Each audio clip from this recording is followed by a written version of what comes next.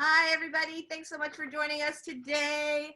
I am here with a fabulous group of authors. My name's Lisa Daly. I'm moderating today. And today we're going to be talking about turning real jobs into fiction. How journalists, law enforcement, lawyers, doctors, and everybody else can use their real life experience to write fiction. So my first guest I want to introduce is G Belski. I guess you're not my first guest. I'm just here for you.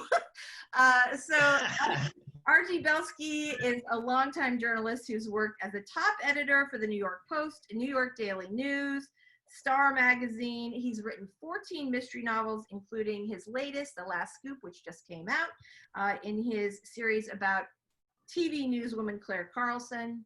So welcome. Say hello. Hi.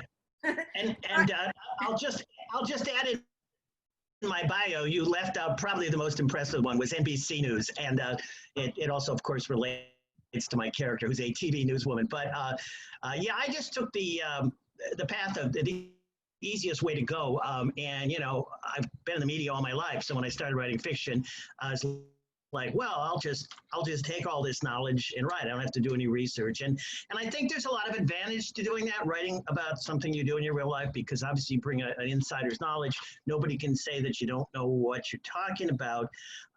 And so I've drawn on big stories I've done and media people I knew in my books. But there's downsides too, because it's not quite as easy as doing that. So it can get complicated. But I think for a lot of people, being able to write about what you know because you've done it is a big advantage. I think that's true.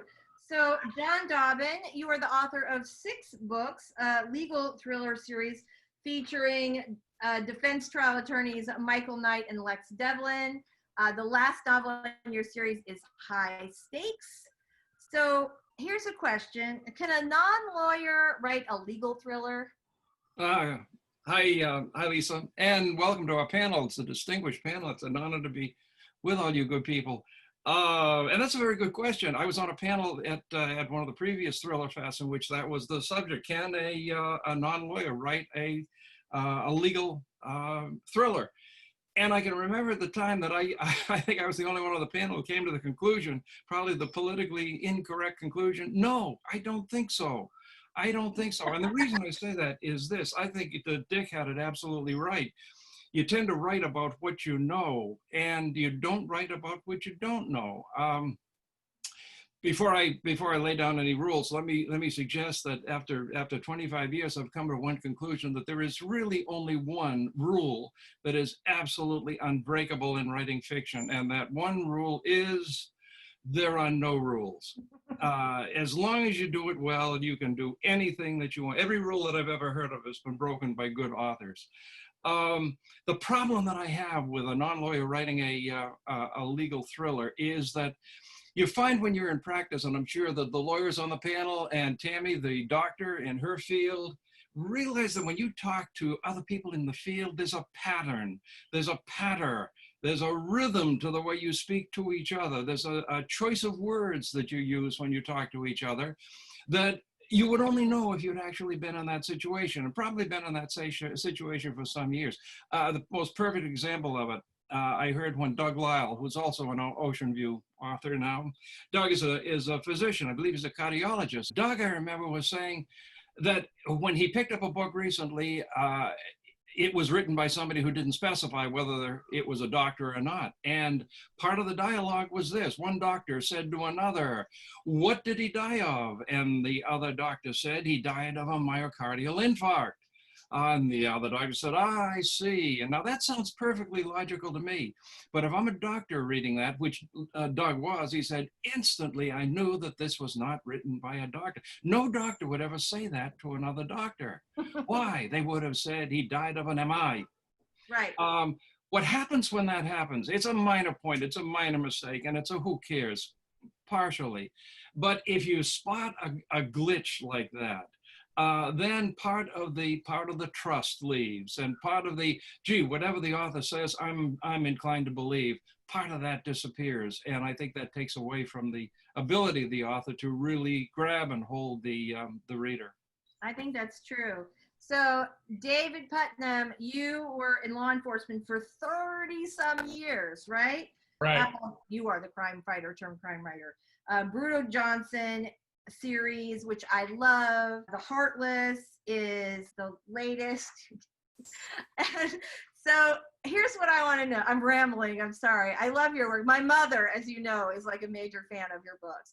So lots of law enforcement in your backstory, your personal backstory. So what do you think? Do you think you can write a cop if you've never been a cop? Well, it's not a matter of it's what you can get away with. You know, there's in the reading world, people think that a cop gets fired, he loses his retirement, and that's not true. But it's used as a major motivator. So it's whatever the reader is used to, you can get away with, and that's what you really got to use as your standard.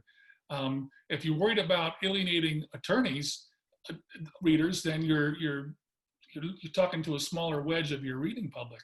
I try to write everything exactly the way it happened. The first book, Innocence, is 50% true and Reckless is 80% true. But at the same time, I've had people email me and say, that doesn't happen in a jail. The crooks don't walk around free in a jail, you know, and I wrote it just the way it happened. So it's a matter of what the readers are willing to accept. Well, that's interesting. Davin Goodwin, your debut novel came out smack in the middle of a pandemic, Diver's Paradise, which is incredibly awesome. And you're a little different in that you didn't write about your profession so much as your deepest love. So, right? You're a diver. Thanks for inviting me to this. I'm honored to be here. I'm unlike the rest of the panelists because I wrote about something I know nothing about. I wrote about a retired police detective. So, but yes, the diving was the glue kind of that put this book together, and the fact that it took place on the island of Bonaire, which I've visited many times and have many friends. So, you know, one way I got around that, they say write about what you know. And so I wrote about the island. I wrote about a little bit of diving. It's got small airplanes in the book, and you know, I'm kind of a gun aficionado, so there was some technical stuff about firearms. But what I did to make sure that you know, I was able to gain some credibility with the readers on the law enforcement part is, number one, I didn't make it too procedural. It was much more about the characters, what they were going through, and how they related to each other. Second thing is, I have about 4 or 5 beta readers who are in different areas of law enforcement, be it ICE, patrol officers, detectives, FBI, things like that. So that helped me an awful lot because they pointed out some things where I could either expound upon or collapse upon and stuff like that. So that helped an awful lot. But the fact that it's about the characters on the island and the diving and things like that was good. The investigation is almost secondary to the rest of it. That's cool. Dr. Tammy Giuliano, so you are a doctor. You have written a new medical thriller, which is coming out in 2021, right? Yes. Yes, it's called Fatal Intent. It's going to be published in March 2021, which has to be super exciting. So how did you use your experience as a doctor in the book? Well, I definitely set it in a hospital, partly, and the protagonist is an anesthesiologist, very much like me. So it was natural to sort of mimic my career in the writing. And the challenges I found was the level of both accuracy, as you mentioned. People don't realize that it works the way it does. And I've had many beta readers tell me that I was wrong, which is always amusing, but also how much detail to include beyond what people really want to know. It's a challenge to find that middle ground. Yeah, definitely. All right, so on this panel, we have 3 very experienced authors, and we have 2 debut novelists. So here's what I want to know from David, John Dobbyn, and Dick Belsky. What is the one piece of writing advice that you wish that you had known earlier in your career? David, I'm going to start with you. Yikes. No pressure. I was told from the very beginning, I started writing in 1989, and this instructor wrote on a grease board, the one thing you have to do is persevere. And so I took him at his word, and I was on my 38th manuscript before I sold the first one. So Oh my you have, gosh. for me, you have to write every day, and you have to continue to try and build your craft level. So I would say continue to learn throughout your writing attempts. 38 manuscripts is incredible. I'm so glad you stuck with it. That's amazing. That's completely amazing. All right, John, what's the one piece of writing advice that you wish you had known early on in your career? Doesn't have to be writing advice, just one piece of advice. Human advice. You know, it's funny. I agree with David, and from a different perspective. When I got into writing about 25 years ago, I had absolutely no desire to do it, but I took just on a whim. I took a course with the mainline night school, and the only thing that interested me at the time, even vaguely, was creative writing. And for that course, I wrote a short story, and the teacher was kind enough to suggest I send it to a magazine, Mike Shane's Mystery Magazine. I did, and God provided lightning, and they bought it and published it, which was a fluke because I had no idea what I was doing. Anyway, I followed. At that point, I was hooked. So for the next 6 years, David, for the next 6 years, I wrote short stories that I bounced off of every publication but the phone book. And I collected enough rejection slips to paper our house. But my wife hung in there. She was the one who had the persistence. She had a great idea. Every time you drop a manuscript in the mailbox, as soon as you get home, start the next one. Because by the time the rejection slip comes, you'll be halfway into it, and then you'll be induced to continue on. In other words, David, just what you said, persist, stay with it. And that went on for 6 years. The thing that turned the tide was I sent one of them to, I occasionally would send them to Ellery Queen's Mystery Magazine, which is supposed to be the leading mystery magazine, the world's leading mystery magazine. And I've never heard anybody say it wasn't. I figured if I'm going to get a rejection slip, it might as well have some class. I finally got a rejection slip back, and God love her, the editor-in-chief hand wrote in the margin, "You're getting close, don't quit." Aww. And she bought the next one, and she bought the next 22, as a matter of fact, and that started the whole thing. But David, if it hadn't been for my wife's insistence on persistence, I'd be a plumber. That is awesome. All right, G Belski, you're going to wrap it up today. So what's the I was thinking about this.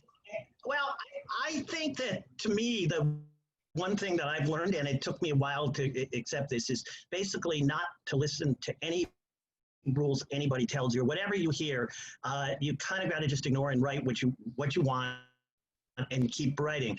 The first novel I ever tried to write was a Vietnam novel. It wasn't a mystery, it was a Vietnam novel, because I had been in Vietnam, and I was told by had an agent, everybody, oh, nobody cares about Vietnam. Nobody wants to read about it. Then, of course, it became a huge thing a few years later with all the movies, Platoon and Apocalypse Now and all the others. So I missed out on that. And then my first mystery was called One for the Money. We played around with this idea. Well, I could do future ones in a series with the number 2 for the show, 3 for something. And I started like, nah, that would never work. And then, of course, Janet Ivanovich, made an industry out of doing the numbers thing, So I've been through this. John was talking about rejection slips, and I'm one of these people, like I don't know why I keep them, just for some sort of weird thing. And every once in a while I'll go back and look at ones from early years, and they're hilarious because, they'll be like, you can't write about the mob. Nobody cares about the mob. You can't write about journalists. Nobody cares about journalists. I love your story, but your character is no good. Oh, I love the character of the story. And this is all in the same book, So I just think you have to believe in yourself. I think you have to, And to me, this even extends, and I know I'm in the minority on this, but, Davin talked about like beta readers. Beta readers got to be somebody you really trust their opinion, because I think sometimes authors give something to beta readers, to a group, and then people make all these comments. And my feeling is it's not their book, it's my book. And I want to write what I want to write and what I believe in, and hope for the best out of that. So I didn't always follow those rules, but I try to do that now. That is awesome advice. Thank you guys all so much for sharing your wisdom today. And thanks for watching, everybody.